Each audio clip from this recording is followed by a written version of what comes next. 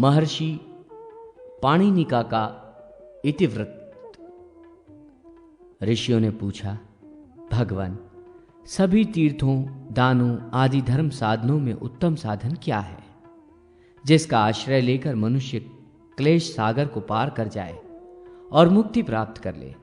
सूत जी बोले, प्राचीन काल में साम के एक श्रेष्ठ पुत्र थे, जिनका नाम पाणिनि था। कणाद के श्रेष्ठ शास्त्रज्ञ शिष्यों से वे पराजित एवं लज्जित होकर तीर्थाटन के लिए चले गए। प्रायः सभी तीर्थों में स्नान तथा देवता पितरों का तर्पण करते हुए वे कदार क्षेत्र का जलपान कर भगवान शिव के ध्यान में तत्पर हो गए। पत्तों के आहार पर रहते हुए वे सप्ताहांत में जल ग्रहण करते थे। फिर उन्होंने 10 दिन तक जल ही ग्रहण किया। बाद में वे 10 दिनों तक केवल वायु के ही आहार पर रहकर भगवान शिव का ध्यान करते रहे। इस प्रकार 28 दिन व्यतीत हो गए तो भगवान शिव ने प्रकट होकर उनसे वर मांगने को कहा। भगवान शिव की इस अमृतमय वाणी को सुनकर उन्होंने गंधग्ध वाणी से सर्वेश सर्वलिंगेश गिरजा वल्लभ हर की इस प्रकार स्तुति की।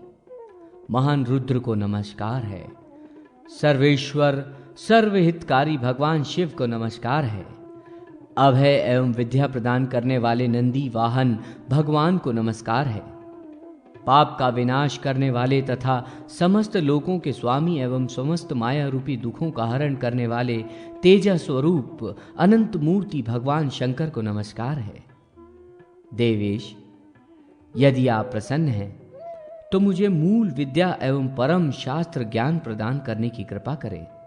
सूत जी बोले, यह सुनकर महादेव जी ने प्रसन्न होकर अ ई उ ण आदि मंगलकारी सर्ववर्णमय सूत्रों को उन्हें प्रदान किया।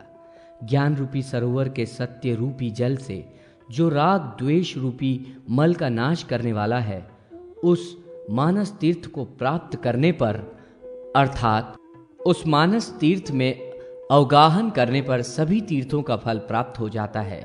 ये महान मानस ज्ञान तीर्थ ब्रह्मा के साक्षात्कार कराने में समर्थ है। पाणी ने, मैंने ये सर्वोत्तम तीर्थ तुम्हें प्रदान किया है, इससे तुम कृतकृत्य हो जाओगे। ये कहकर भगवान रुद्र अंतर्हित हो गए और पाणिनि अपने घर पर आ गए। पाणिनि ने सूत्रपाठ, धातुपाठ, गणपाठ और लिंग सूत्र रूप व्याकरण शास्त्र का निर्माण कर परम निर्वाण प्राप्त किया।